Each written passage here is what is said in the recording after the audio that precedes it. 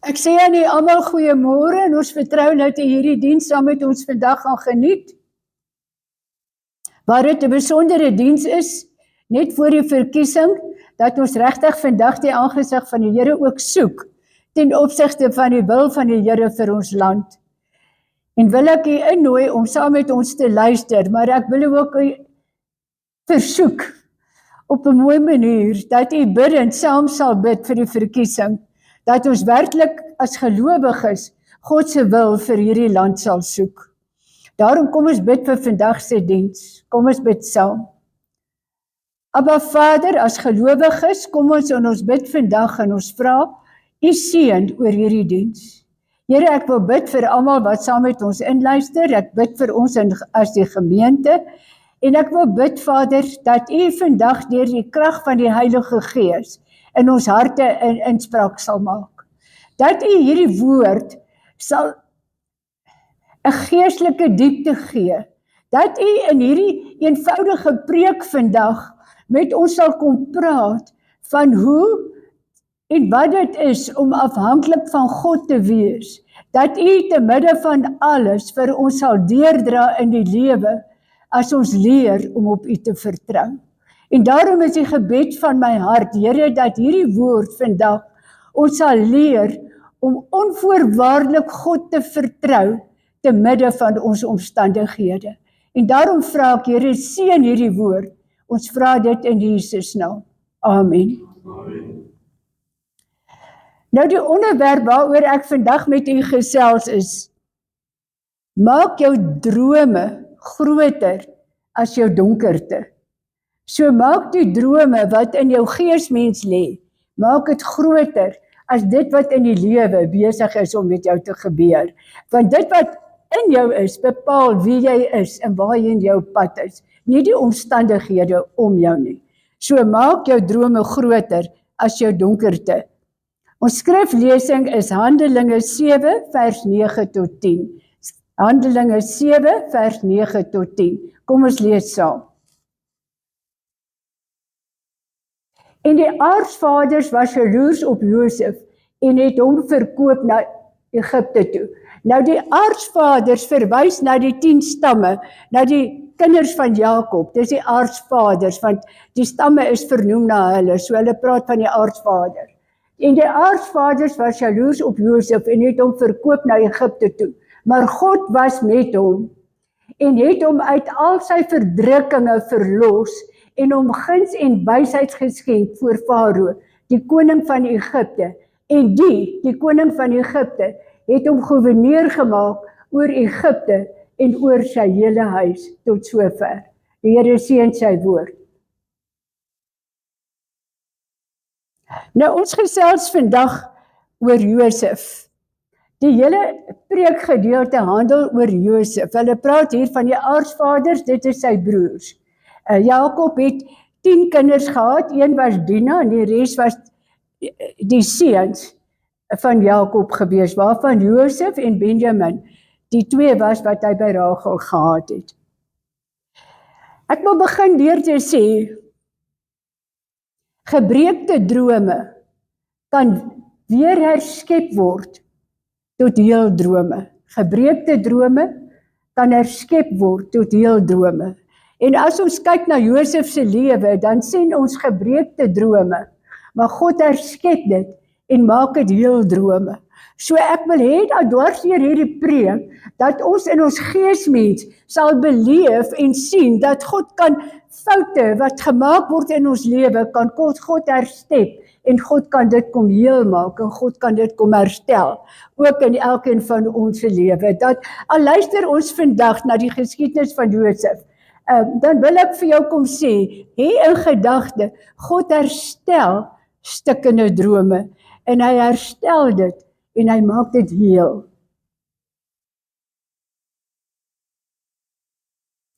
Ons sien ook dat God uit die negatiewe, positiewe elemente kan laat kom.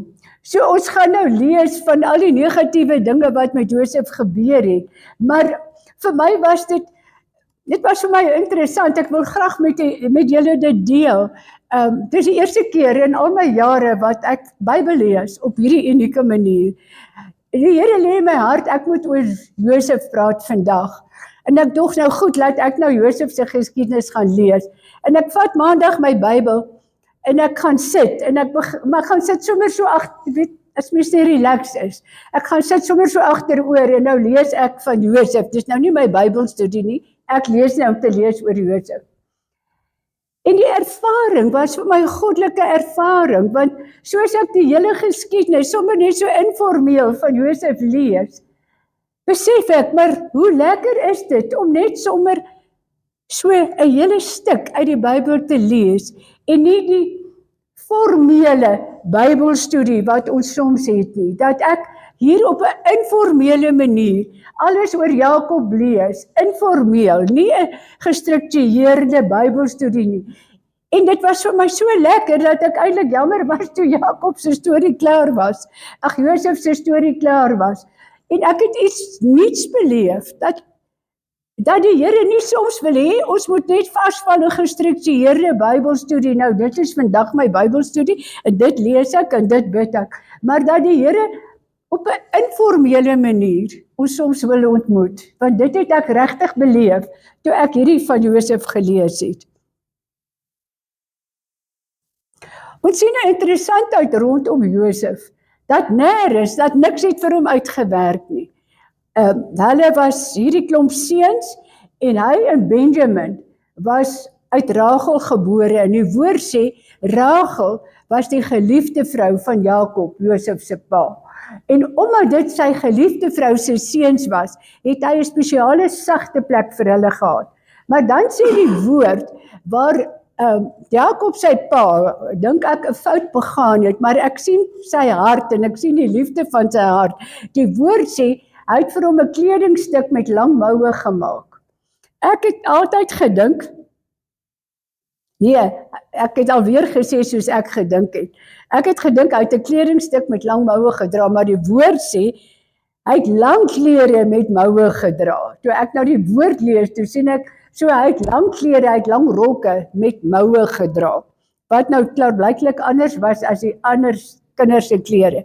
En die broers het gesien dat sy pa maak vir hom spesiale klere, so hy is die uitverkorene. En die woord sê sy pa was besonder lief vir hom.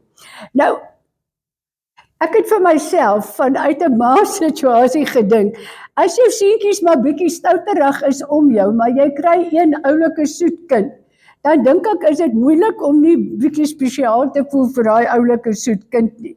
En ek het gewonder of Josef nie dalk die oulike soet kind was, waarom sy pa spesiaal uiteraard oor dat hy Rachel se seun was, maar die woord sê nie dat hy vir Josef en Benjamin 'n spesiale hart gehad het nie, hy het vir Josef 'n spesiale hart gehad. Toe begin daar 'n jaloesie by die broers ontstaan, omdat sy pa nou vir hom hierdie lang klere met moue persent gee, wat hy nie vir die ander gee nie. So die broers besef sy pa maak hom baie spesiaal. Hy is baie spesiaal vir sy pa. En die woord sê daar jaloesie by die broers ontstaan ten opsigte van Josef. En nou kom Josef en hy was maar 'n jong seun en hy kom vertel vir sy broers, hy het 'n droom, uit drome gedroom. En nou vertel hy vir hulle wat hy gedroom het. En hierdie broers is glad nie ontvanklik om te luister na hierdie drome nie. Maar nou wil ek hê dat ons moet let op dit wat hier staan. Dat wanneer die Here ons roep vir 'n taak, en vir elkeen van ons se lewe is ons lewe uitgegiet en bepaal deur God. Want God gee dit wat met hom later gaan gebeur, alreeds vir hom op 'n vroeë ouderdom. Wat vir my duidelik 'n bewys is dat God met elkeen van ons se lewe, ons lewe vir ons uitgelê het. En dat hy op 'n jong ouderdom die presiese goed droom wat later met hom gaan gebeur. Hy droom dat sy broers buig voor hom neer en hy sê vir hulle, ek droom julle buig voor my neer en hulle dink, gaan vlieg jy, ons gaan nie voor jou kom kniel nie. Want hy is mos nou die uitverkorene, so hulle is nou negatief voor hom, nou dink hulle, en nou dink hy, ons gaan kniel voor hom. Maar dit was vir my aangrypend om te sien dat God weet alles oor ons. Hy weet ons begin en hy weet ons einde. En dis aangrypend dat God bly in beheer van ons lewe, soos wat hy in beheer was van Jakob se lewe, van Josef se lewe. Nou is sy broers volwasse en hulle is in die veld, hulle pas vee op. En sy pa stuur hom met die lang kledingstuk met die moue, om spesifiek met daai uitrusting, want dis baie belangrik. Stuur sy pa hom veld toe om kos te neem as jong man. Nou die Bybel sê hy was 'n jong man, hy was 17. Toe dink ek, of laat ek sê, in my persepsie, ek was 17 in matriek, so ek het nie gedink ek was meer 'n dogter nie. Maar toe besef ek, inderwaarheid is dit tog, as op 17, want jy het nie kennis van die wêreld om jou nie. So hy was, want die woord sê, hy was 'n jong man, 'n jong seun. En hy stuur hom as jong seun na sy seuns toe, om vir hulle kos weg te neem. En hulle sien, hier kom hy aan. En hulle besluit eers, okay, goed, ons gaan hom doodmaak. En dan vertel ons 'n leuen vir ons pa, en ons maak hom dood, en ons sê vir ons pa, die wilde diere het hom doodgemaak. Reuben was nie teenwoordig toe hulle dit bespreek het nie. Maar toe Reuben bykom, toe sê hy, nee, julle kan dit glad nie doen nie. Julle kan onder geen omstandigheid, hy is die oudste en hy neem verantwoordelikheid. En hy dink, wat gaan hy vir sy pa sê? En op daai stadium kom die, wie is dit? Die Ismaelitiese handelaars, hulle is op pad Egipte toe, en hulle kom verby. En hy kom en hy sê, kom ons verkoop hom aan die Ismaelite. Hulle is op pad Egipte toe. En dat hulle hom vat, en ons vat sy lang kledingstuk met moue, en ons maak 'n bokkie dood, slag 'n jong lam, ja, boklam, ons slag 'n boklam, maak hom dood, en ons vat daai bloed van die boklam, en ons smeer dit aan sy klere, en ons vertel vir pa, 'n wilde dier het hom doodgemaak. Maar intussen verkoop hulle hom aan die Ismaelite wat op pad Egipte toe. Nou interessant, as mens dieper kyk na Josef se lewe, dan sien jy dat elke momentum het God 'n doel mee gehad. Elke momentum wat in sy lewe gebeur. Want hierdie was God se manier om vir Josef in Egipte te kry. So God wou hom in Egipte kry. En om hom in Egipte te kry, moes hy toelaat dat die broers hom verkoop aan die Ismaelite, want hulle was op pad Egipte toe. Want God het 'n groot roeping daarmee. En nou wil ek vandag iets baie mooi verduidelik. Dat soms laat God 'n negatiewe ding in ons lewe toe. 'n situasie wat ons nie kan verstaan nie. 'n situasie waaroor ons dink, hoekom het die Here dit toegelaat? Maar later in retrospeksie, as jy terugkyk, dan sien jy, vir hulle wat God lief het, werk alles ten goeie mee, dat die Here hierdie situasie wat jy as negatief beskou het, dat die Here dit toegelaat het, vir 'n later momentum in jou lewe, wat God ten goeie laat meewerk. So hierdie was 'n negatiewe situasie aanvanklik, dat Reuben sê, goed, kom ons verkoop hom aan die Ismaelite, maar dit was God se manier om hom in Egipte te kry.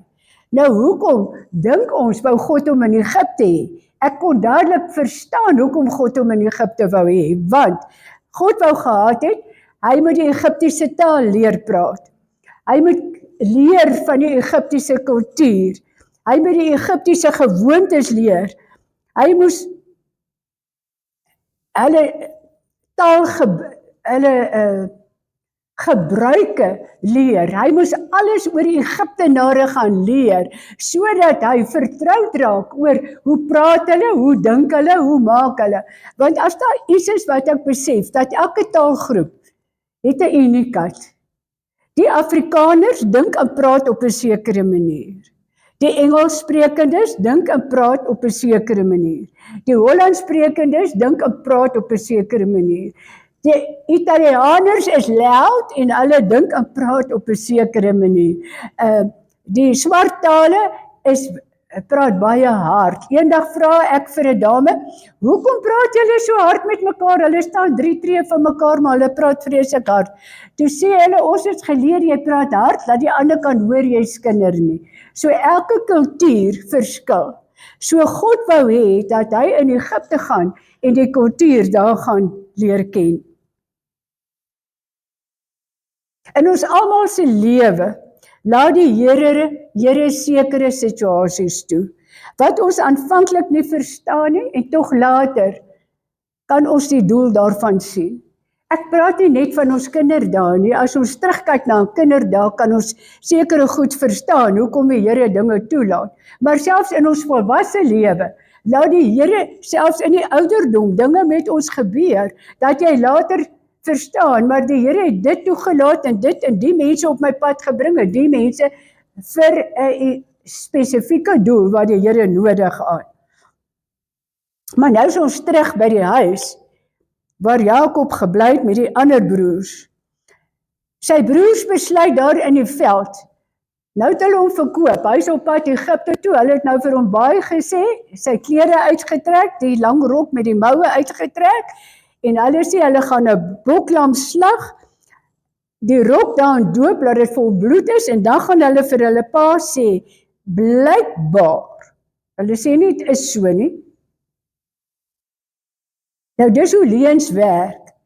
Jy sê in 'n leuen nie, dit het so gebeur nie. Jy gebruik min of meer blykbaar. Blyk, want dan is dit nie 'n leuen nie, want dit is blykbaar. Blykbaar het 'n roofdier Josef aangeval. Ek het gewens ek het die kundigheid van die oorspronklike taal gehad om hierdie woord blykbaar, want ek sien in al die verskillende vertalings gebruik hulle die woord blykbaar. So dit was definitief dat hulle nie gesê het, dit blyk dat 'n roofdier hom doodgemaak het nie, hulle sê blykbaar, al die vertalings praat van blykbaar, was vir my baie interessant. So hy vertel hierdie verskriklike nuus vir Jakob, dat sy lieflingsseun is blykbaar deur 'n roofdier doodgemaak, en die woord sê, hy het eindeloos getreur oor Josef wat dood is, en toe sê hy, die Here kan hom maar kom haal, want daar's vir hom geen rede om meer te lewe nie, want sy lieflingsseun is dood, en sy hart is gebroken, en sy seuns aanskou die pyn en die ellende en die verdriet van hulle pa, maar die woord sê niks daarvan, dat hulle skaam gekry het of berou gekry het of iets nie. Nêrens lees ek dat daar berou was by die broers nie.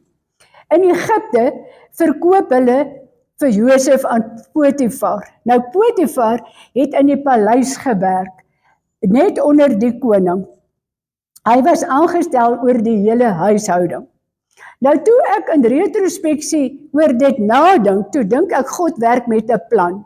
So hier het die Here gekom uit Josef, nou op pad Egipte toe. Nou is hy in Egipte. Maar God is so goed vir Josef, laat Potifar hom koop, die ryk man wat net onder die koning werk.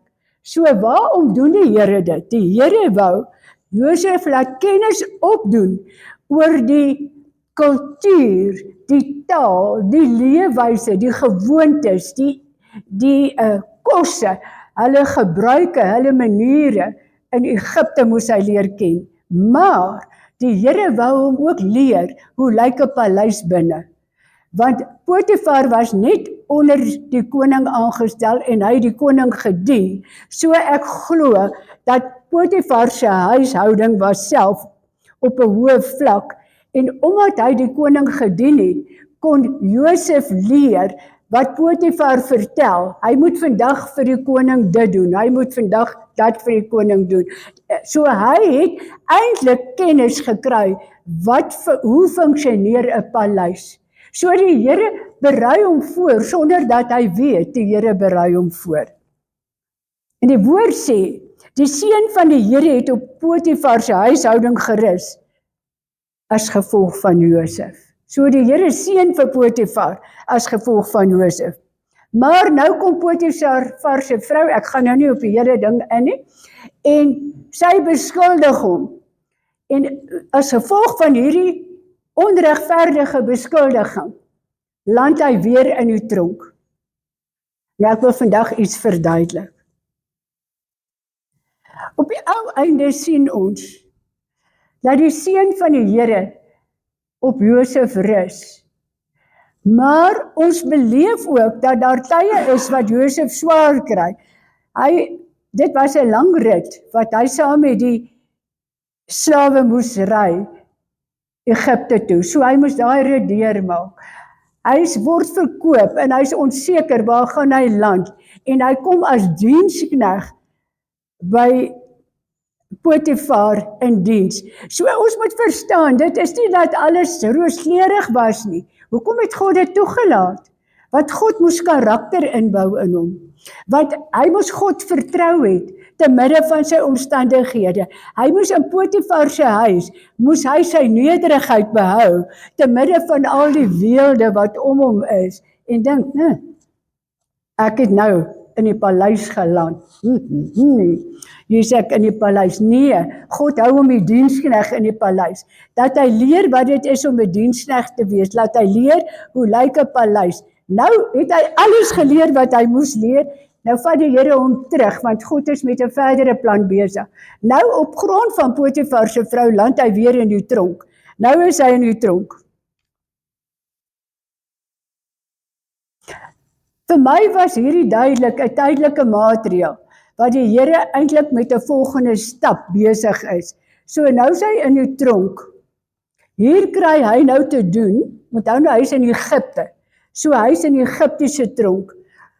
Met wat kry hy nou te doen? Nou kry hy met die Egiptiese tronk te doen nou, om te sien hoe lyk misdadigers, hoe funksioneer misdadigers, hoe leef die mense, die normale mense in Egipte. Onthou, hy was nou hoog in Egipte in Potifar se paleis. Nou vat die Here hom na die man van die straat toe, sodat hy die man op straat leer ken in die tronk. So ek kan duidelik sien hoe die Here hom met alles te doen laat kry. So nou is hy in die tronk in Egipte. Die woord sê 'n wonderlike ding van hom in die tronk. Die woord sê dat hy binne in die tronk 'n bonatuurlike vrede beleef het.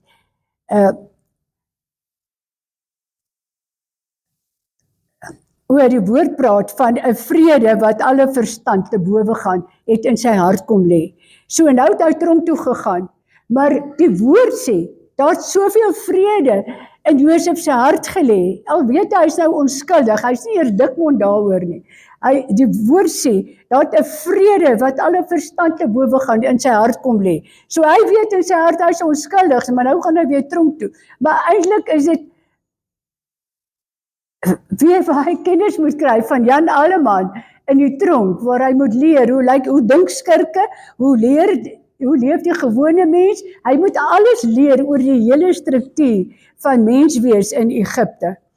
Maar die woord sê, hy was glad nie ontstel daaroor nie. 'n vrede van God het in sy hart kom lê. Want daar het 'n vrede kom lê, sê die woord, dat God sal hom ook hierdeur deurdra.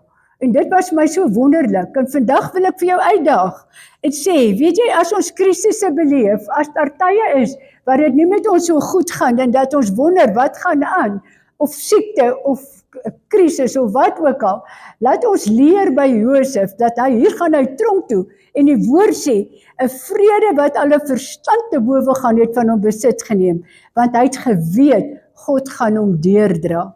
En mag ons in ons harte dit vat, dat in watter krisis, dat ons weet God sal ons deurdra. Ook in 'n krisis van siekte, van finansies, van watter aard ook al, vat dit en weet God sal jou deurdra. Ek het gedink aan daai woord wat die Here sê, ek sal jou nooit begewe en jou nooit verlaat nie. En ek glo dis daai woord wat in Josef se hart kom lê het, laat hy weet, die Here sal hom nie begewe nie, die Here sal hom deurdra. Midde in die tronk ontmoet hy die skinker en die bakker en hulle het elkeen 'n droom gehad en hulle deel hulle droom met hom en hy lê die drome uit en toe met die uitleg van die drome blyk dit dat die skinker gaan terug na die koning se paleis en die bakker, ek was jammer vir hom, hy is toe opgehang en hy is doodgemaak. Die woord sê nie hoekom die een begunstig is en die ander een doodgemaak is nie, maar die ander een is doodgemaak. So land die skinker in die koning se paleis en toe hy uitgaan, toe vra Josef vir hom, as jy daar buite is, onthou my asseblief. Toe sê hy, nee, Sjap, ek gaan jou onthou. Maar die woord sê, hy het vergeet van Josef in die tronk. En 2 jaar later, nou is die skinker terug in Farao se paleis. Nou die woord verduidelik nie hoekom hy geland het in die tronk nie, die woord sê net, hy was in die tronk. Nou is hy terug by die Farao se paleis. En die Farao droom 'n droom, en niemand kan, onthou nou in daai tyd, het die konings, het hulle amptenare gehad, wat drome kon uitlê. Was dit van die Here, daai drome? Nee, dit is hierdie spiritualistiese drome, wat die spiritualiste uitlê. En die Here gee vir hom 'n droom, 2 maal, herhaal die Here dieselfde droom. En hy verstaan nie, want hy droom dieselfde droom 2 keer, maar niemand van sy manne kan dit uitlê nie. En hierdie man was die skinker, soos hy nou vir die koning wyn skink, sê die koning, deel die koning sy droom met hom. En hy sê, maar daar is 'n man in die tronk, wat ek ontmoet het, wat my en die bakker se drome uitgelê het. En hy was perfek akkuraat.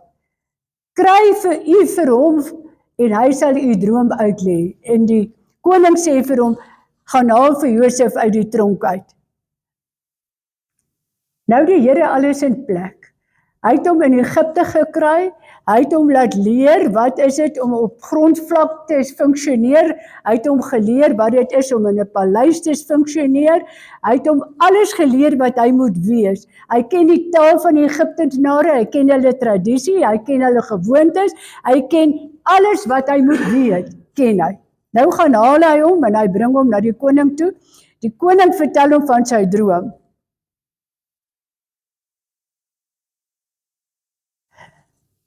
Josef lê Farao se droom uit. Hy vertel hom presies wat gaan gebeur. Vertel hom van die 7 jaar wat wonderlike jare gaan wees, van 7 jaar wat moeilike jare gaan wees, en die Here gee hom die insig om vir die koning te vertel hoe hy dit moet hanteer. En die koning kyk hom en hy dink, maar hierdie man is 'n man van insig. Hierdie man, as hy hierdie droom kan uitlê en hy kan my vertel hoe ek dit moet hanteer, dan is hy die man wat ek nodig het. En die woord sê, op 30-jarige ouderdom, 30. Onthou, hy is op 17 nou weggevoer, so hy was 13 jaar, wat hy nou swaar gekry. Of swaar, ek dink by Potifar het hy nou nie so swaar gekry nie, maar wat hy nie by sy eie mense was nie. Op 30 jaar stel hy hom aan as gouverneur oor Egipte. En die koning gee vir hom, hy sê vir hom, hy gee vir hom sy seelring met 'n kettingkie aan. Nou, wat ek toe dink is 'n ring met 'n kettingkie en dan nog 'n ring. 'n Seelring, en die seelring is moes waarmee jy 'n stempel gemaak het ook in daai tyd. Hy gee vir hom 2% wat en 'n staf wat bevestig hy is, en hy sê ook vir hom, jy is nou in beheer van Egipte, maar jy is net nie koning nie. So jy is onderkoning, maar jy is nie koning nie, maar jy is in beheer van alles. Het die konings die organisasie van 'n land hanteer? Nee, glad nie. Die organisasie van 'n land is altyd 'n beheer van die een net onder die koning, so hulle moet verantwoording doen by die koning. En die koning kom en sê vir hom, ek gee jou autoriteit oor die hele Egipte, dat jy hier, dit wat jy nou vir my voorgestel het, dat jy dit aktiveer, dat jy dit doen, dat jy dit in plek bring, en in dit het jy die autoriteit, want ek sien jou God se guns is op jou, kan jy uitleef dit wat jy wil. So wat gebeur? dat Israel word regeer deur 'n gelowige man. En hy die insig wat God hom gewys het, want die woord sê, dat het die eerste 7 jaar so goed gegaan, dat daar verskriklik oorvloed kos was. En Josef kom en hy stel voor vir die koning en sê, kom ons vat hierdie oorvloed kos, en in al die stede rig ons loodse op, en ons berg hierdie oorvloed kos, sodat as daar maar jare kom, dat daar reeds voorsiening gemaak is.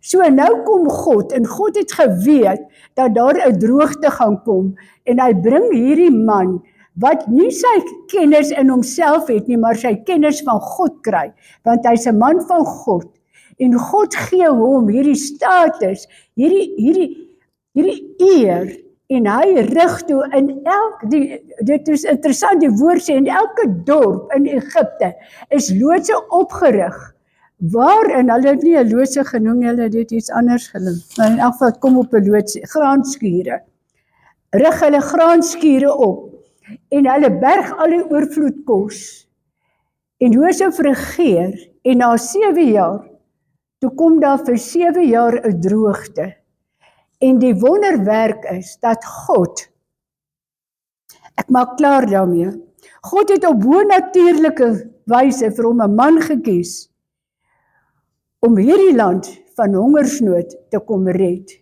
Want toe kom hy, en hy deel en hoe, dat hulle bring aanvanklik geld vir die kos, en toe het hulle nie meer geld nie, toe sê hy, goed, nou bring julle beeste, en julle bring julle hawe, en hy versamel al hierdie dinge vir die koning, nie vir homself nie, vir die koning, maar hy hou 'n hele land in stand, en hy red hulle van hongersnood. Ten slotte, Josef demonstreer vir ons 'n geestelike waarheid, dat die Here in elkeen van ons lewens karakterbou inbou, sodat ons God se droom kan vervul. Maar in die karakterbou, bou God soms pyn en lyding in, bou God soms teleurstelling in, bou God goeie punte, hoë punte in, erkenning, dat dit goed gaan, maar daar kom tye, dat ons uitroep na die Here in hierdie tyd, dat God, ons sien met hom, dat daar hoë tye, lae tye was, hoë tye, lae tye, en ons moet verstaan, dat dit in ons lewe ook so gaan, maar dat ons weet, te midde van wat ook al met ons gebeur, die Here is nog daar, en die Here laat vaar nooit die werke van sy hande nie. Al vergeet julle alles, wat julle in hierdie preek luister, vat dit net, die Here laat vaar nie die werke van sy hande nie. Hy sal ons nooit verlaat nie, hy sal ons nooit begewe nie, hy is daar, al voel dit vir ons soms, hy is nie daar nie. Maar vir my die wonder is, dat ons nêrens dwars deur alles gelees het, een keer, dat die woord sê, hy was mismoedig, hy was bekommerd, hy was verontrief, hy was verontrus, hy was bekommerd, niks. Hy het God ipso facto vertrou, dat God 'n waarmaker van sy woord is, wat hy sê, ek sal jou nooit begewe en jou nooit verlaat nie, dat terwille van wat 'n krisis, die Here is getrou, hy sal vir jou deurdra, maar jy moet hom vertrou, midde in jou krisis. Ek sluit af met hierdie sinnetjie, daarom omarm die goeie en die slegte in ons lewens mekaar.